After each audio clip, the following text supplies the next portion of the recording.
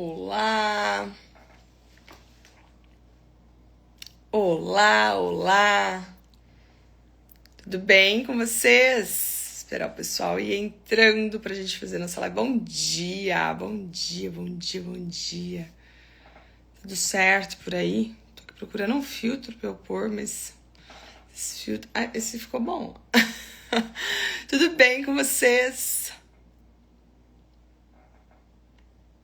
Gente, queria escutar de quem tá aqui na live qual é a idade dos filhos de vocês e qual é a dificuldade que vocês estão enfrentando. Me manda aqui qual é a idade dos filhos de vocês e a dificuldade que vocês estão enfrentando. Quem conhece alguma mãe que tá passando pela dificuldade do sono com a criança, com o bebê, manda essa live pra ela, fala, olha, vem aqui assistir que ela vai explicar. Gente, queria fazer uma breve apresentação, tá? Eu sou Fernanda Carreiro, eu sou mãe da Diana e do Pedro. Diana vai fazer 9, Pedro vai fazer 3. Eu tenho como formação acadêmica fisioterapia. A minha grande dor começou com o sono da Diana. Quando ela tinha até 10 meses, ela acordava, inúmeras vezes. E o sono dela era muito difícil. Era o que eu falava, né? Na verdade, eu não tinha informação e eu ficava meio que tentando de tudo, assim. Cada hora eu fazia uma coisa e era muito difícil, tá?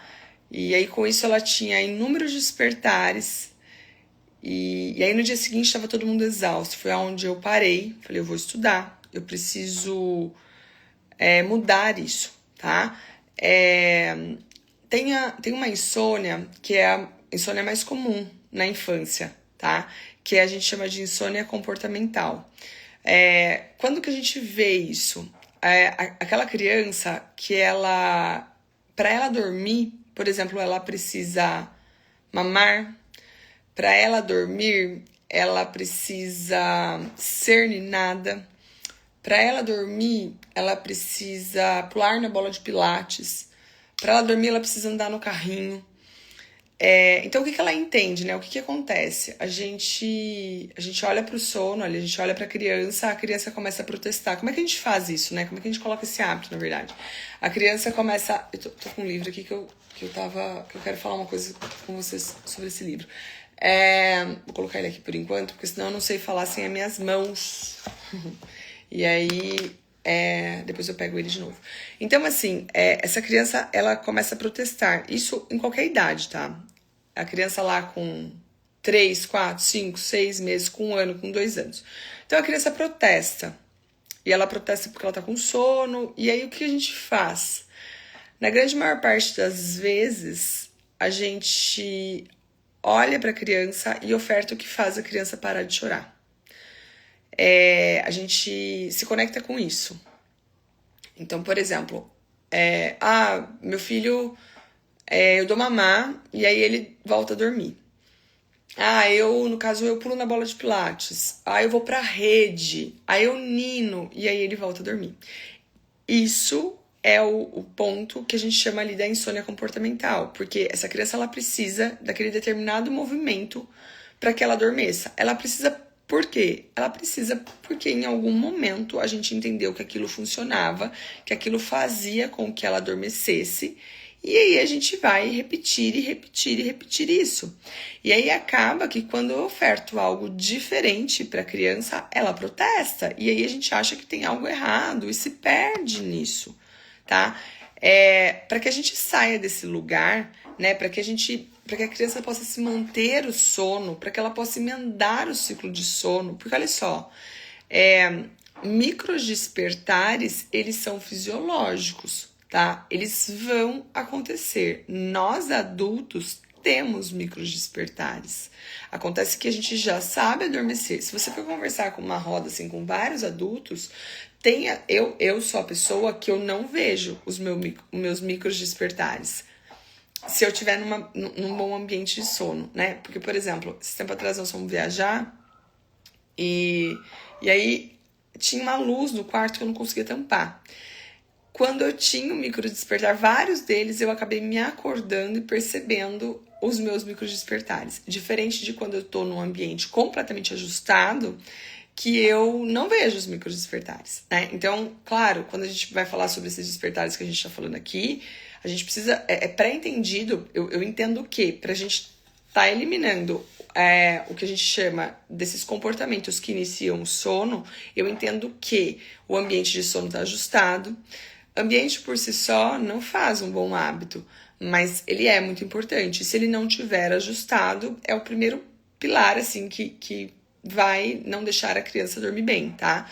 E é super fácil de ajustar. É um ambiente escuro, fresco, ruído branco ligado. Aí um outro ponto é a questão da rotina, né? A gente escuta muito, não tenho como falar também da parte da insônia comportamental e não falar da rotina. A gente escuta muito, teu filho acorda cedo porque ele dorme cedo. Não é isso. Teu filho acorda a noite inteira porque você não tá gastando energia suficiente. Você teria que deixar ele muito mais cansado.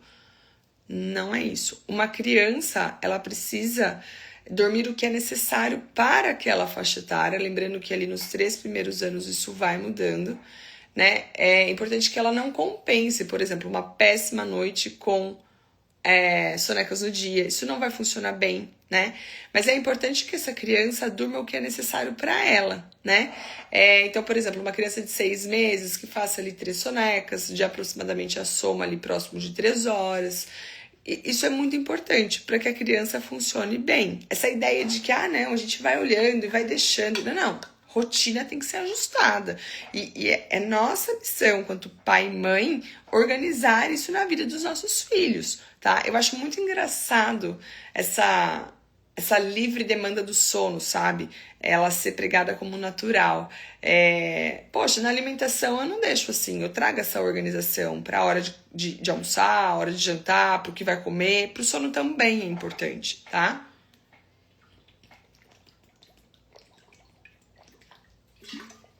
Aí, a gente vai entrar, então, nessa parte da questão, assim, dos despertares. Por que a criança desperta?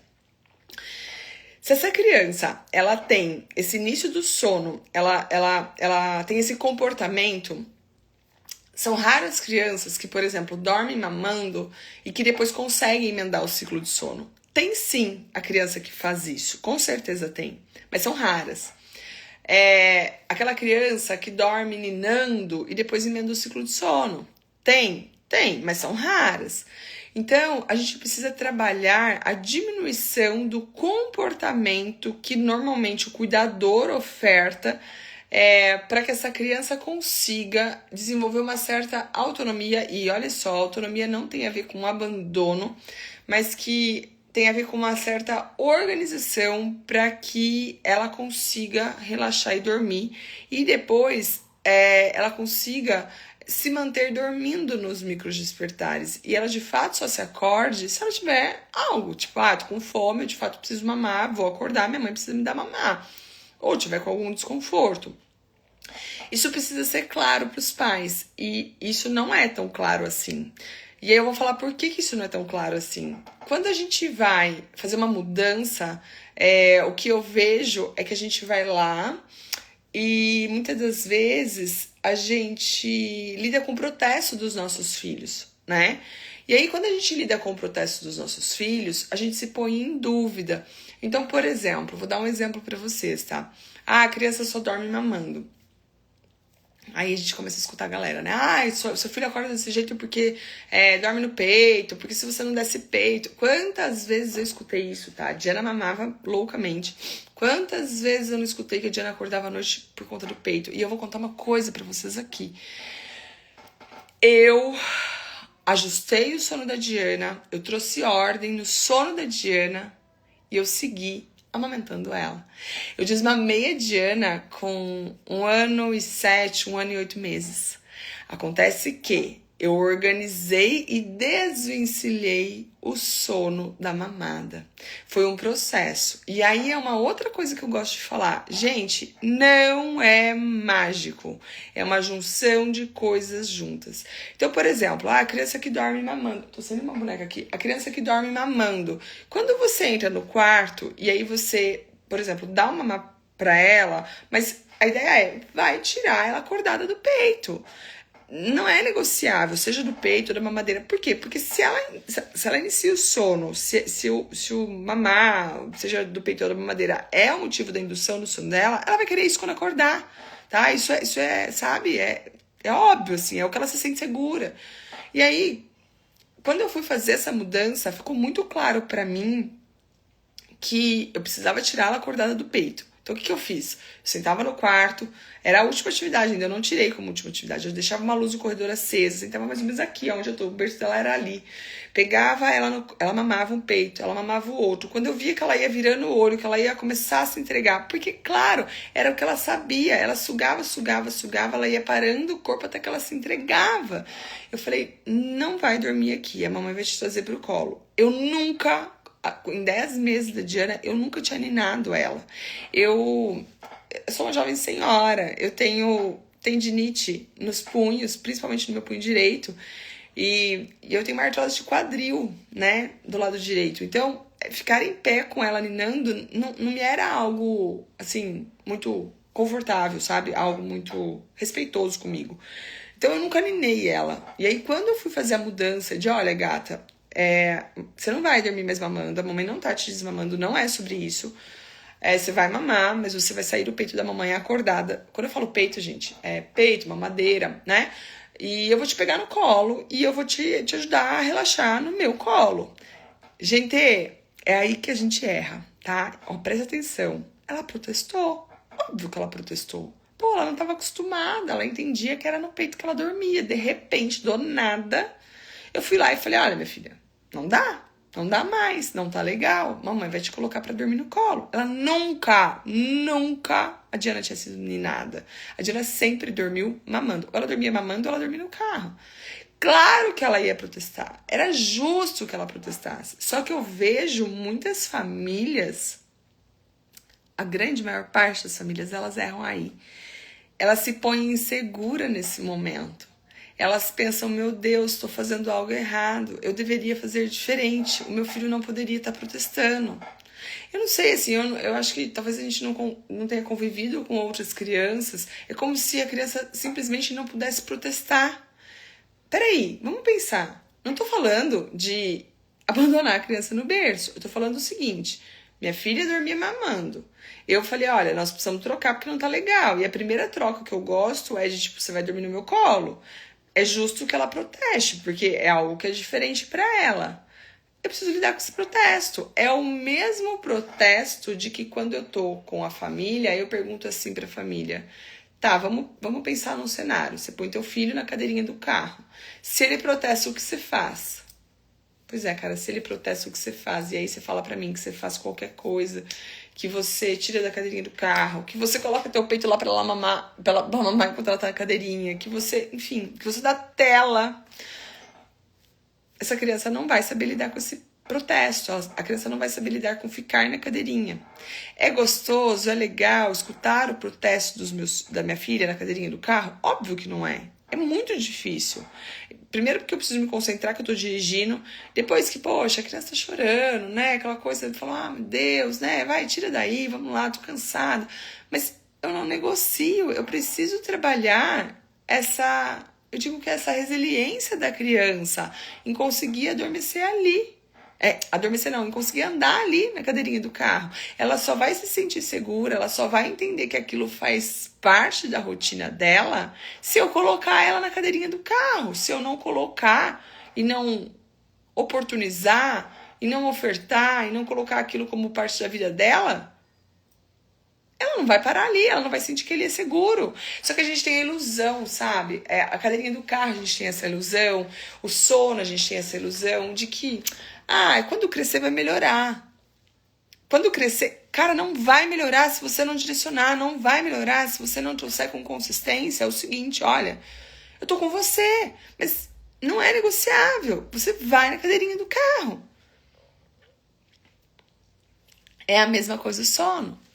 A Diana parou de chorar no primeiro dia que eu trouxe ela pro colo, só porque ela tava no meu colo? Óbvio que não, mas ela tava no meu colo. E eu me sinto muito tranquila em falar que ela protestou, e a Diana protestou, assim, muito. Teve dias de protestar 50 minutos, porque, cara, ela tava no meu colo, ela tava no colo da pessoa que mais amava ela, que mais ama ela. Ela só não estava mamando, que era algo que ela estava acostumada. Mas eu falei, não vou te dar, eu preciso sair desse lugar. Eu preciso que você aprenda a descansar. Eu preciso que você aprenda a adormecer de uma forma diferente, porque tá muito pesado para mim. Tá pesado para você também, que acorda inúmeras vezes e que precisa da minha ajuda. A gente normaliza a privação de sono na infância. Eu fico louca com isso. É como se a privação de sono... Tipo, a criança, sei lá, de 7, 8, 9 meses que acorda 10 vezes, é como se a gente não pudesse fazer nada. E é como se a gente tivesse o desejo de fazer algo, né, de mudar, de ensinar diferente. É como se a gente fosse mamãe. É como se a gente não amasse os nossos filhos. É como se a gente estivesse sendo egoísta. Poxa, a criança também não tá dormindo. A criança também tá tendo malefícios de comportamento alterado, de às vezes bagunça no aprendizado, por conta de não ter um bom hábito de sono. Não é só a mãe, a criança também tá tendo malefícios. Então, essa ideia de normalizar a privação de sono, ela me deixa maluca. Porque, claro, eu não tô falando de uma criança de 2, de 3 meses, que, gente, vai acordar pra mamar. O estômago é desse tamanhinho, meu.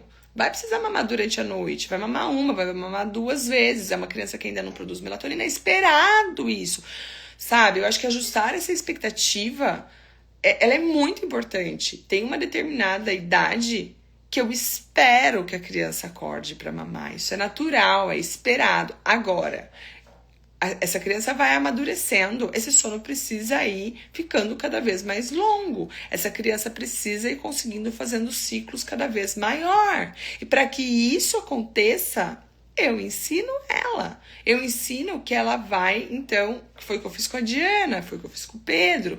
Eu ensino que eu vou abaixar, eu vou diminuir o estímulo que eu dou para a criança iniciar o sono. Aí vem essa questão do protesto, e é uma questão que quando eu estou em consultoria, quando eu estou em atendimento, eu sento com os pais e falo, olha, ninguém está traumatizando ninguém. Eu não estou falando em negligenciar algo. Eu estou falando em corregular essa criança, mas trazer um direcionamento.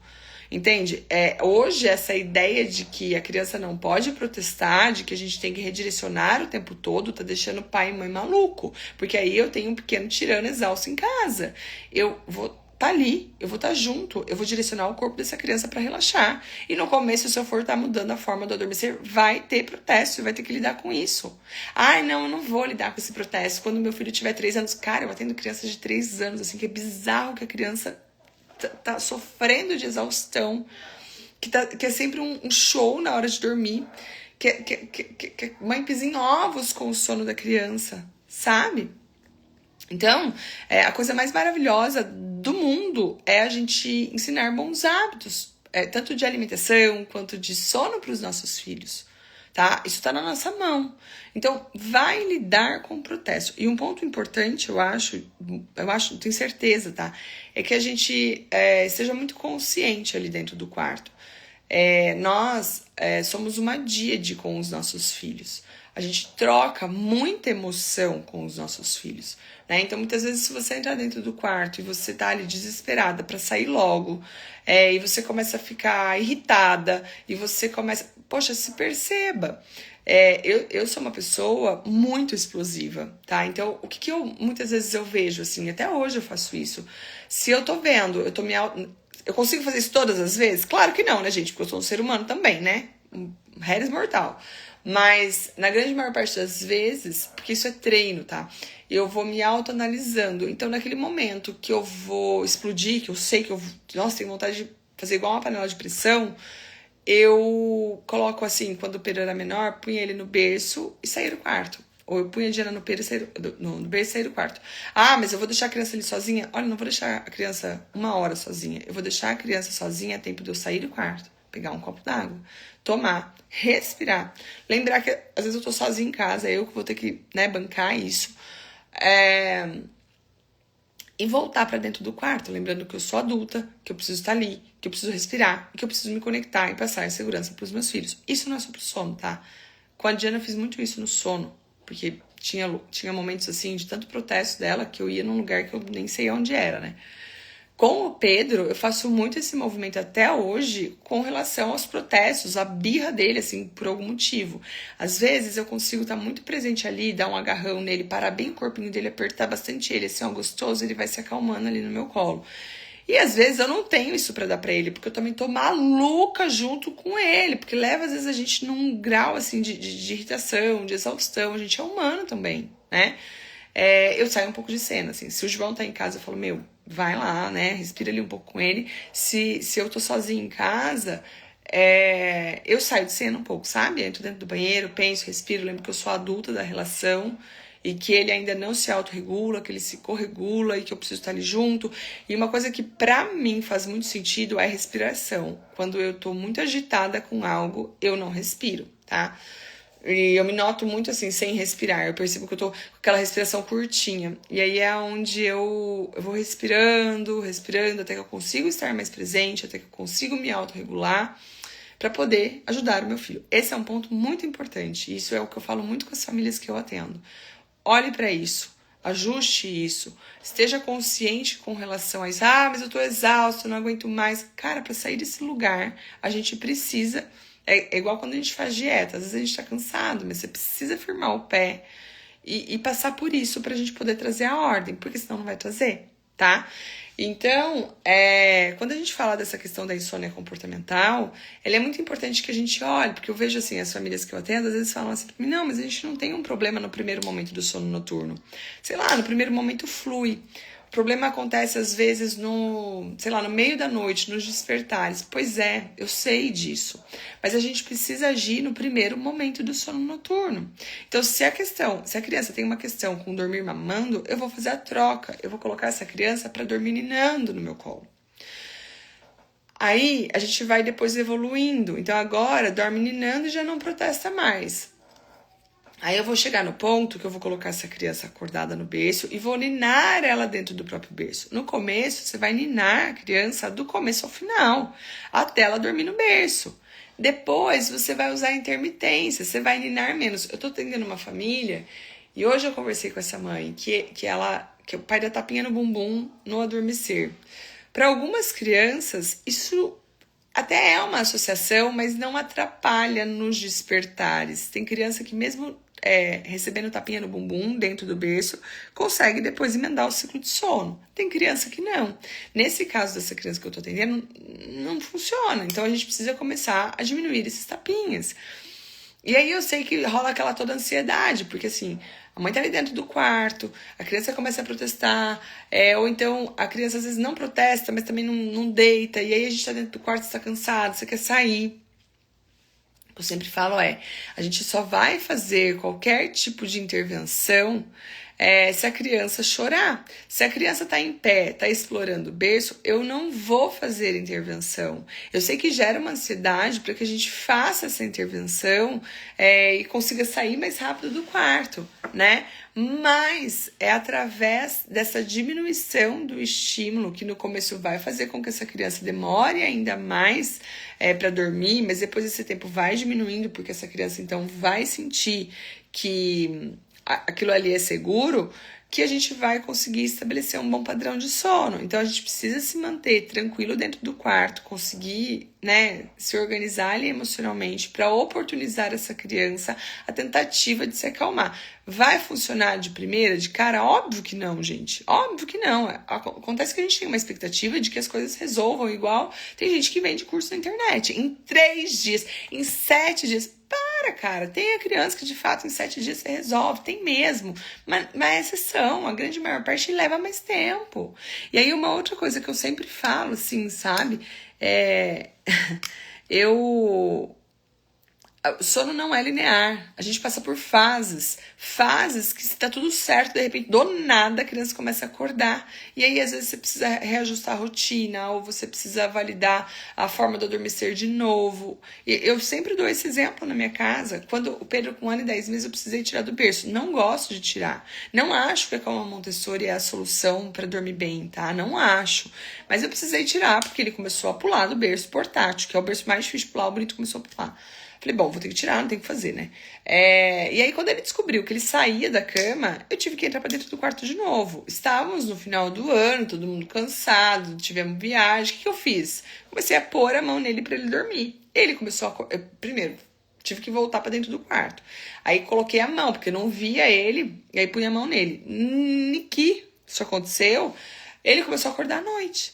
E aí... Gente, eu falei, não acredito, com 1 ano e 10 meses, esse moleque já sabia dormir, eu botava ele no berço, saía, ele não chorava nada, não ficava de boa, mas agora ele descobriu. Ele ainda tem uma certa imaturidade, entender que ele tem que ficar ali. Enfim, eu voltei a ensinar, então com 1 ano e 10 meses foi o momento que eu precisei de novo, coloca ele no berço, na cama, e aí eu ficava assim, de olho na babá eletrônica, saía do quarto, mas tinha que voltar nas primeiras noites várias vezes, porque ele queria fazer menção de sair do quarto.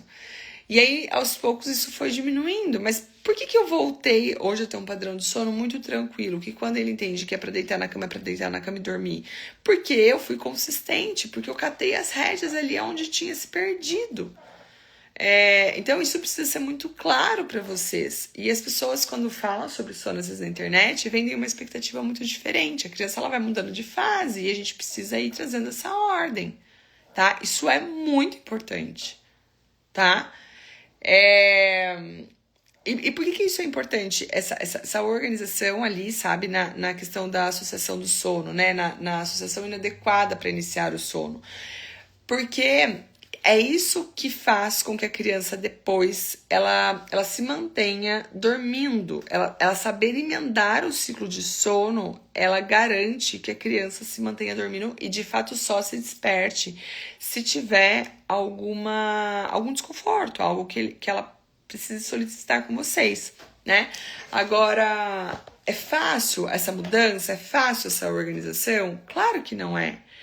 Mas é importante, e isso é importante, gente, eu digo que por vários motivos, mas uma criança que não dorme bem é uma criança que está sempre irritada, é uma criança que está sempre chorando. Então, é importante que a gente entenda essas questões para que a gente possa eliminar esses despertares. Para que a gente elimine os despertares, então, a gente trabalha a rotina do dia, o ambiente de sono e o início da noite. É raro quando eu tenho que trabalhar no meio da noite. Normalmente acontece meio que naturalmente quando se tem uma autonomia linda e maravilhosa no início da noite. Entende isso? Eu sei que muitas vezes isso não é tão claro para vocês, mas isso é muito importante. Tá? Quem tá aqui assistindo a live, tem alguma dúvida, algum ponto que queira trazer para mim? Sempre que for trazer a dúvida, tem que me falar a idade da criança, tá? Preciso saber que idade que os filhos de vocês têm. Ô Ellen, eu acredito que pelo que você tá me falando, 1 ano e 1 mês, essa criança deve ter uma associação de sono, ou seja ela de mamar, de ninar, às vezes de tapinha no bumbum, e aí ela não consegue emendar, foi o tema aqui da nossa live. Pra gente eliminar isso, o primeiro ponto eu vou ensinar no primeiro momento autonomia. E aí o que eu falei, Ellen, que eu acho que é importante que seja claro, vai ter protesto. Mas eu vou estar junto, eu tô aqui, tô com você. A gente vem de uma ideia de que não pode ter protesto, de que se tem protesto tá errado, de que, se teve protesto tem que redirecionar. Cara, não dá pra redirecionar na hora do sono. Se a criança precisa parar o corpo, precisa dormir, precisa relaxar. Se você começar a redirecionar, eu vejo, gente, eu tenho de uma família, criança de 2 anos, que dormia assistindo a televisão, porque não tinha outra forma da criança parar o corpo. Então essa mãe punha a televisão, essa criança parava o corpo. Lembra que pra dormir precisa parar o corpo, por isso que muitas vezes o colo, ele é muito eficiente, ele para o corpo da criança. E aí, até que ela dormia assistindo televisão, e aí no meio da noite, quando ela acordava, ela precisava assistir televisão de novo. Entende? Era a forma que ela sabia relaxar. A Flávia, minha filha tem 8 meses, tá acordando às 4h30 e não dorme mais. Até às 4h30 vai direto? Ou tem números de despertares antes? Né? A gente precisa entender, às 4h30 entra a luz no quarto, porque eu não sei aonde você mora, mas onde eu moro, 4h30 já começa a ter uma leve luz lá de fora. 4h30 é um horário que pode ser frio, tá? Porque é a hora que a gente inicia a produção de cortisol. 4h30 é um horário que pode ser porque essa criança tenha muito cansaço durante o dia. Pode ser que se acorde por conta disso. Tá? Então precisa entender assim, 4h30 não é noite, não é dia. Eu não saio do quarto à noite, eu vou ajudar a voltar a dormir. Nem que pra isso eu fique com você no colo pra dar uma ajustada nesse relógio biológico, tá? 5 meses hoje, acorda várias vezes à noite. Possivelmente, Girlane, existe uma associação de sono, né? Com 5 meses, o que eu espero? O que seria um sono saudável? 2 despertares pra mamar. Ah, mas tem o filho da fulana que dorme a noite inteira com 5 meses. Ótimo, linda. Mas tem criança que não dorme, tá? Vou só ajustar a tua expectativa. Pedro sempre teve bons hábitos de sono, tá? Sempre. Diferente da Diana, que eu só fui cuidar com 10 meses. Mas Pedro só começou a dormir a noite inteira com 8 meses. Por que isso? Porque ele precisava comer. Morto de fome que ele precisava de mamar durante a noite. Ele só conseguiu ficar a noite inteira sem mamar com 8 meses. Tem criança que faz isso antes? Tem. Meu filho eu não consegui, tá? Então aí a gente respeita um pouco o que é individual de cada um. Não dá pra forçar a barra, né? A Fabiane, a minha filha tem 2 meses e não dorme durante o dia. Não faz sonecas maiores do que 30 minutos. Ambiente de sono tá ajustado? Será que não é um reflexo de Moro? Muitas crianças com 2 meses têm um reflexo muito acentuado. E aí vai usar o charutinho. A janela de sono tá respeitando? Não tá sendo uma janela gigantona? Né? Porque também quanto mais cansada essa criança tá, mais difícil é de dormir, né? A Grazi, bebê de 8 meses, tirei a associação do peito, diminuiu muitos despertares. Veio a transição de soneca, virose, bagunçou tudo. Esperar quanto tempo retornar à autonomia. Gata, já passou a virose? Se já passou a virose, é agora, né? O tempo de voltar tá melhor, tá apto, vambora. Não dá pra ficar esperando muito, tá? Nunca ele vai... nunca vai ser assim, sabe? Do nada, a criança vai mostrar prontidão pra retornar à autonomia. Então, passou, tá bem, vamos embora. Feira, aqui estava tudo lindo. Aceitou a cama nova, mas agora com 2 anos e 6 meses começou... Ai, meu Deus do céu. E tenho que ir com ela pra cama dela. Feira, eu não sei, né? Se no teu caso você pega no sono, se ela adormece com você, tendo a sua companhia. Alguns casos isso acontece, e aí o que eu falo primeiro, tenta agir na madrugada, né? Primeiro, ela veio atrás de você, você volta ela pra cama, espera ela adormecer e sai. Se isso não funcionar, começa no primeiro momento, ao invés de deitar com ela, ficar sentada, tentar menos contato, e sempre que ela acordar, é sempre isso, o retorno silencioso, tá? A Diana, gente, quando ela dorme sozinha com a irmã no quarto. Mas ela inicia o sono, você precisando da tua presença ou não? A Diana, quando eu tinha mais ou menos essa idade, não, um pouquinho, próximo de 3 anos, tá? Ela começou a acordar à noite pra fazer xixi. Aí ela me chamava, eu levava ela a fazer xixi. E aí ela acabava vindo pra minha cama. A Diana era uma criança que de vez em quando queria vir pra minha cama. Bem de vez em quando, mas ela vinha. Aí ela começou a acordar todas as noites pra fazer xixi e vir pra minha cama. Eu falei, gente, mas ninguém faz xixi todas as noites. Aí eu entendi que talvez ela estivesse acordando porque ela entendia que depois que ela acordava, ela vinha pra minha cama e era super legal, tá ali, né? Aí o que eu fiz? Falei, gata, seguinte, vai acordar, vai fazer xixi, mas vai voltar pra sua cama. Fim. Então eu comecei a fazer esse retorno silencioso, o que funcionou muito bem pra ela, tá? Talvez esse retorno silencioso, e pontuar que é isso, seja importante, tá? Gente, quem aqui tá no grupo do WhatsApp, o grupo é gratuito, tem lá no Linktree, quem não tá, entra, uma vez por semana eu mando conteúdo, eu não mandei essa semana ainda, vou mandar, tá? Então, corre entrar, quem não está, eu vou, mais tarde, depois eu vou abrir uma caixinha de pergunta, quem precisar de uma ajuda personalizada, pegue na mão, diga vamos junto, meu trabalho é esse, é um contato diário, é ajustar a expectativa da família, trazer esse passo a passo para que a família tenha segurança para colocar as coisas em prática. Me chama que eu explico bem certinho, tá bom? Queria falar que é um prazer sempre estar aqui, tá? Um beijo no coração de cada uma de vocês. Não normalizem a privação de sono. A gente pode sim, deve sim olhar para isso e ajustar o que é necessário, tá bom?